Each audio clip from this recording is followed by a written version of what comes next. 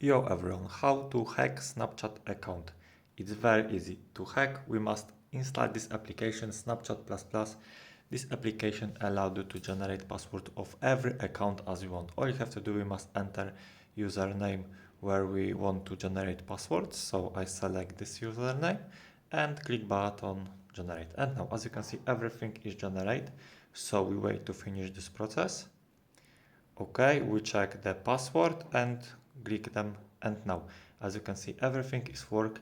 Now is already generate the password of every account in 2023, and this application works for Android and iOS, and it's absolutely for free. And how to get this application I show you after complete this step.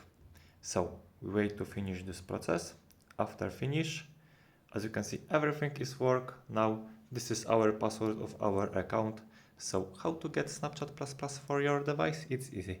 Open browsers, go to this website, scroll down or search the Snapchat Plus, press install, wait to finish this process. The last step is very important, human verification. After complete this human verification, Snapchat Plus will be installed in your device. I skip this verification because I already done. After complete every step, Snapchat Plus will be installed in your device. Thank you for watching.